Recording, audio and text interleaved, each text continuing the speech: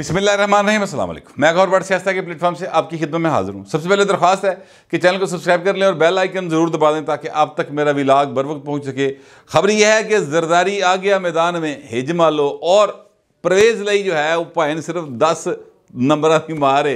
ये सारा मामला क्या है, इस पर बात करेंगे। देखिए, इमरान अहमद खान न्याई साहब ने जो ऐलान किया पिंडी पहुंच के कि जनाब हम असम्बली से बाहर आ जाएंगे, उसके बाद उन्होंने एक अपना पार्लिमानी पार्टी का इजलास बुलाया। पार्लिमानी पार्टी के इजलास के अंदर उन्होंने फैसला किया कि हम असम्बलियाँ तहलील करेंगे। अच्छा, अब ये सारे का सारा हो सकता है कि एक चैन चक्कर ही हो, यानी उसने एक झूठ ही बोला हो, उसने हुकूमत को किसी और पासे खेडो लाती हुए कि तू इधर खेड़ता रहा है। तो इमरान खान जो चाह रहे हैं वो होता रहे, ज़ाहिर अनस्टेबिलिटी रहेगी पाकिस्तान के अंदर। अगर स्टेबल नहीं रहेगा पॉलिटिकली तो इकॉनमी कैसे ग्रो करेगी? इकॉनमी ग्रो नहीं करेगी तो घुमन लोग की गाला कटते रहेंगे। और इमरान खान का पर्पज़ भी यही है। और वो जब ये मौजूदा हुकूमत जो है उसके क्या कहते हैं लोगों की नज़र में ग्राफ गिरता है तो इमरान खान का बढ़ जाता है। ये एक बिल्कुल सामने की बात है, इसको समझने के लिए कोई रॉकेट साइंस नहीं चाहिए।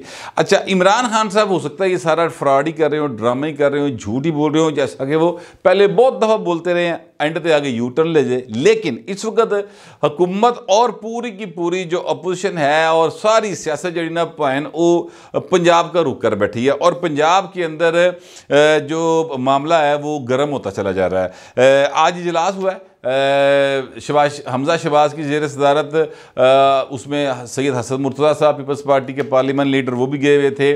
वहाँ पर तरीके अदम एतमाद के ऊपर साइन करवाए गए हैं अरकाने सूबाई असम्बली से, और साथ ही साथ एक और तहरीक के ऊपर भी साइन करवाए गए हैं। इजलास को बुलाने के लिए वो तहरीक थी, उसके ऊपर ही जो है बाकायदा साइन करवाए गए हैं। आसिफ जरदारी साहब जो हैं वो अब मुतहरिक हो गए हैं। मेरे ज़राए का कहना यह है कि आसिफ जरदारी साहब ने बड़े मियाँ छोटे मियाँ दोनों के साथ टेलीफोन पर रब्ता कर लिया है, और वहाँ पर जो बातचीत हुई है दोनों की कुल मिला के मैं आपको बात बता देता हूँ। यानी प्राइम मिनिस्टर से बात हुई है और जो नवाज शरीफ साहब है उनसे बात हुई है जरदारी साहब की, और दोनों ने ये कहा कि जरदारी साहब आप तुसीं ठीक फरमाते सो, पंजाब सानू को रखना चाहिए है, तो साढ़े को पंजाब जो ना वो निकल गया है, तो आप पंजाब जो है ना उसको किसी तरीके से किसी भी कीमत पर आप अगर ले सकते हैं तो कोशिश कर। देखिए, जरदारी साहब ने क्या, घबराओ ना सज्जनों मित्रों, मैं आ रहे हैं, देखी जाएगी। अब जरदारी साहब का कहा जा रहा है कि 1-2 रोज़ में वो लाहौर में तशरीफ़ लाएंगे और उसके बाद गेम आगे बढ़ जाएगी। अच्छा, अब गेम आगे कैसे बढ़ सकती है?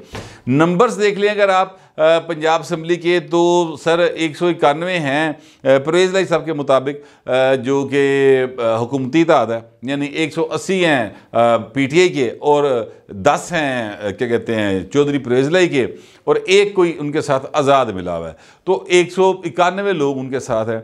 चाहिए उनको 186, तो बड़े आराम ना सुकून ना बैठे ने।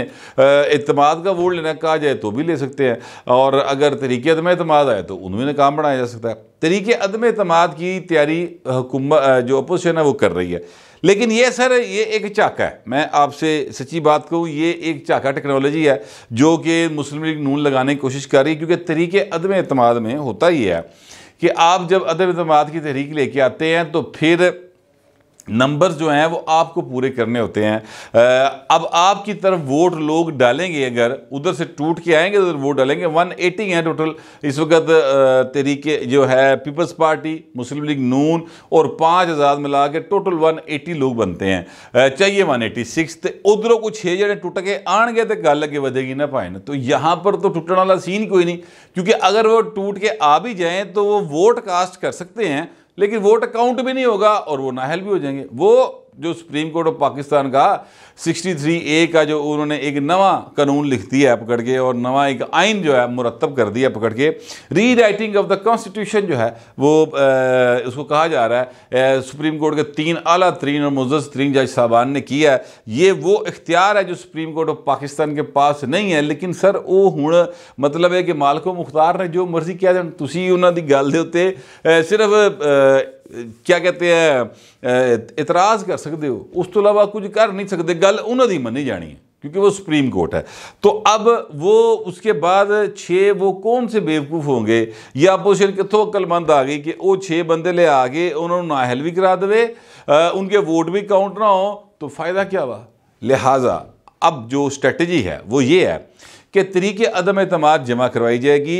अब आइन के मुताबिक 95(2) को अगर आप पढ़ लें तो उसमें वाज़ेह तौर पर लिखा हुआ है कि जैसे ही तहरीक अदम एतमाद जमा होती है तो उसके फौरी बाद तमाम कार्रवाई रुक जाती है। अब सिर्फ तरीके अदम एतमाद की कार्रवाई आगे बढ़ सकती है और कोई काम नहीं हो सकता। पहला इजलास उत्थे ही खत्म, डेड। नवा काम जो है ना सिर्फ हूँ तरीके अदम एतमाद की कामयाबी या नाकामी के बाद ही टुट सकता है। जब ये तरीके अदम एतमाद आ जाएगी तो सिर्फ उसके बाद ये तरीके अदम एतमाद को पेश होने से एक दिन पहले रोक लेंगे, वापस ले लेंगे कि जनाब असी नहीं तुहानू असी सानू एतमाद तुहाडे को वोट है ने, लिहाजा हम तरीके अदम एतमाद वापस लेते हैं। अब ये चलाकी लगाने की ज़रूरत क्या है? मसला ये है कि जिस वक्त तक मुसलसल इजलास चलता चला जा रहा है, पिछले 4 माह से परवेज़ लई जो हैं उनने ऐसियां मौजा कराइयां भाएं ने असम्बली मुलाजमीन की और MPAs की कि अखीर हुई पई है। जो MPA है उस महीने का मुश्किल ना 1,60,000 लैके जाता सी, वो सर 8-8 10-10 लाख रुपए लैके जा रहे हैं। और जो वहाँ पर क्लर्क है असम्बली के, आप पंजाब असम्बली में हजूर ऐसी मौजें हैं, तुसी पंजाब असम्बली दे एक बारी भर्ती हो जाओ सही, फिर तुम समझो कि तुम उत्थे जवाई लग गए हो हुकूमत पंजाब दे। हजूर आपको ऐसी ऐसी मराहत मिलती हैं कि आप यानी आम जो सरकारी मुलाजम है वो सोच भी नहीं सकता उन मराहत का। अगर आप यानी असम्बली का सेशन चल रहा है, एक दिन सेशन चला है, मैं आपको छोटी सी मिसाल देने लगा हूँ, एक दिन सेशन चले और उसमें एक दिन आपने काम किया है तो आपको 7 दिन का बोनस मिलता है। ये सरकारी मुलाजम जो असम्बली के मुलाजम है, बंदा पूछे यार उन्होंने 7 दिन का इजाफी बोनस तुम कल ही दे रहे हो, लेकिन वो मिलता है। अब सर आप अंदाज़ा लगाएं कि पिछले 4 माह से वो इजलास चल रहा है तो उन्होंने तो मौजा लगी हैं ना, तो वो तो परवेज़ लई दा बिल्कुल धड़ा कुटणगे। वहाँ पर भर्तियाँ भी परवेज़ लई ने की हुई हैं, मेरिट से हटके की हुई हैं, जिस तरीके के साथ यानी धौंस धांधली के ज़रिए वहाँ पर वो जो एक पट्टी साहब थे जो थे अपना सेक्रेटरी असम्बली, उन्होंने परवेज़ लई ने और उसके बाद जो अभी भी सेक्रेटरी साहब है उन्होंने अपने पुत्र समेत अन्यवाह भर्तियाँ की हैं। अगर सच्ची बात यह है कि अगर किसी वक्त सच्ची मुच्ची का किसी का एहतसाब करने का मूड हो ना, तो आप ये सिर्फ पंजाब असम्बली की ये भर्ती मुलाजमीन जो हैं उनको अगर आप उठा लें तो सर लग समझ जाए बंदे कन्ना हाथ लान जिस तरीके से वह भर्तियाँ की गई हैं। खैर अब मैं इसलिए इस पर ज़्यादा बात नहीं करता कि चलो पाकिस्तानियों को मिली हैं ना, वो कोई इंडिया के लोगों को तो नौकरियाँ नहीं ना मिली हैं, लेकिन वो लोग जो भर्ती हुए हैं ना वो असल में परवेज़ लई के खाते में भर्ती हुए हैं और सारे परवेज़ लई का दम भरते हैं, कानून के मुताबिक नहीं चलते। बहरहाल इस बात को साइड पर कर देते हैं। वो सर 4 महीने तो मौजा लगी हैं बोजी। अच्छा अब वो उसको रोकना बहुत ज़रूरी है और उसको रोकने का तरीक़ेकार सिर्फ ये है कि आप तरीके अदम एतमाद जमा करवा दें। तरीके अदम एतमाद जमा करा के जब डेट आए उससे पहले अदम एतमाद के तरीके को वापस ले लीजिए और साथ ही गवर्नर पंजाब जो है वो कहे कि जनाब अब एतमाद का वोट लिए, तो परवेज़ लई सबको एतमाद का वोट लेना पड़ेगा। इस दौरान अगर आप उस इजलास को ब्रेक नहीं करते तो एतमाद के वोट का नहीं कहा जा सकता, सेशन चलता हो तो। लिहाजा अब वो एतमाद के वोट का कह देंगे। जब वो ये कह दिया जाएगा फिर परवेज़ लई ने बंदे पूरे करने हैं 186, उनके पास 191 है तो बड़े आराम ना पूरे होते हैं। लेकिन यहाँ पर काम आएगा आसिफ जरदारी का जरदारी फार्मूला, और वो जो मैंने कहा ना कि जरदारी आ गया मैदान च हेज मालो, तो वो पाए ने हेज मालो उत्थे होएगी। मुस्लिम लीग नून वाले ये कहते हैं कि सर हमारे पास 10 लोग तरीके इंसाफ के MPs ऐसे हैं जो वोट डालने आएंगे ही नहीं, करो वो घर ही बह जाएंगे, अब्सटेन करेंगे वोट डालने से, तो उसके ऊपर वो कानून नहीं लगता। 10 बंदे अगर वोट नहीं पाएंगे 180 रह जाएंगे, गल जाएगी मुक्सर। ठीक है। अच्छा अब आसिफ जरदारी साहब जो है वो नून लीग की इस बात पर, इस क्लेम पर यकीन नहीं रखते। वो इसलिए नहीं रखते यकीन क्योंकि माजी में भी इन्होंने बहुत दावे किए थे पर गल कोई नहीं सी बनी। गल आज आके जरदारी साहब की ही जो फार्मूला था चौधरी शुजात हुसैन वाला वही काम आया था, बाकी तो सारे काम जो ना उत्थे दी उत्थे रह गई सी। लिहाजा जरदारी साहब जो हैं वो अपने पत्ते सेट करके बैठे हुए हैं और पीपल्स पार्टी जो मेरा ज़ाती ख्याल है उनके पास पक्के को 10 से 15 लोग हैं एक उन्होंने तहरीक इंसाफ में वो क्या कहते हैं सन लाई पाइन, ठीक है, नकब लगाई हुई सन, जिन्होंने नहीं समझ आती मैं क्या ज़रा उदास नकब से नहीं की हुई, ठीक है। दूसरा ये है कि जनाब जो जहांगीर तरीन साहब हैं उन्होंने भी कहा कि जनाब मेरा अभी भी वहाँ पे कोई 5-7 दाने मेरे को है ने ਜਿਹੜੀ ਉੱਥੇ बैठे ने तो वो साड़ा साथ देंगे। अब होगा ये कि जनाब अगर वो एतमाद का वोट लेने की बारी आती है तो ये लोग अब्सटेन करेंगे, असम्बली में मौजूद होंगे लेकिन वो हाउस के अंदर नहीं आएंगे, तो वोट काउंट नहीं होगा, गल ख़त्म हो जाएगी। एक बात। दूसरी बात यह है कि अगर उसके बाद फिर वोट डालने की बारी आए, ज़ाहिर है कि जब वो उनके पास वो वज़ीर-ए-आला नहीं रहेंगे तो नए वज़ीर-ए-आला का इंतखाब होगा ना, तो नए वज़ीर-ए-आला का इंतखाब जब होगा तो उसमें जो ज़्यादा वोट लेके जाएगा वो वज़ीर-ए-आला पंजाब मुंतखब हो जाएगा।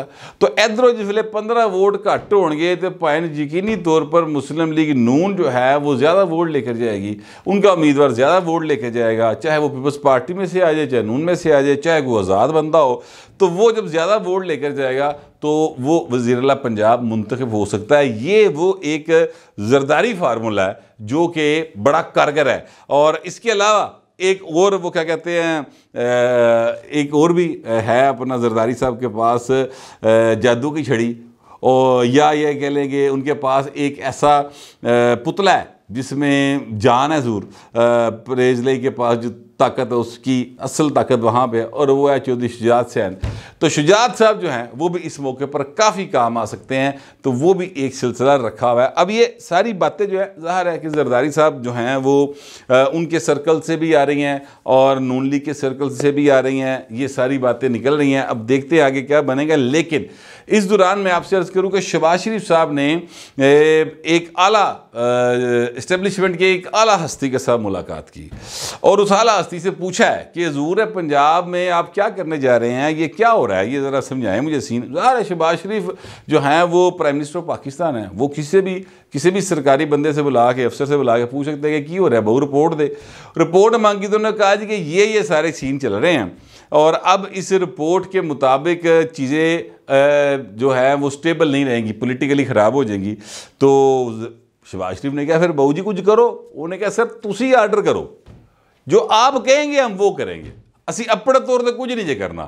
तो क्योंकि हमने तो फैसला किया हुआ है कि साड़ियाँ तो हैंड ने अमरीका में ले जा रही हैं, यानी हम तो ए पोलिटिकल है, हम तो न्यूट्रल है, तो आप जो कहेंगे हम वो कर देंगे। आप ज़ाहिर है इस वक्त हुक्मरान है। अब वहाँ पर शहबाज शरीफ साहब दे पर सड़ दे किवें कह देन कि भाएं करो, कल यही शायद सामने आ जाएगी कि तुसी सानू सियासत दोबारा वाड़िया, तो ये एक नया मसला शुरू हो जाएगा। लिहाजा वो इस बात से घबरा आ जाएंगे। और फिर आसिफ जरदारी साहब आए और जरदारी साहब से उनकी बात हुई, तो जरदारी साहब ने कहा तू फिक्र ना कर काका, मैं कर लेना, तू घबराना नहीं गा, मैं सारे मामलों संभाल लाँगा, तू सिर्फ वड्डे भरा नूं पुछ करना कि नहीं करना। तो वड्डे भाई ने क्या कर लो।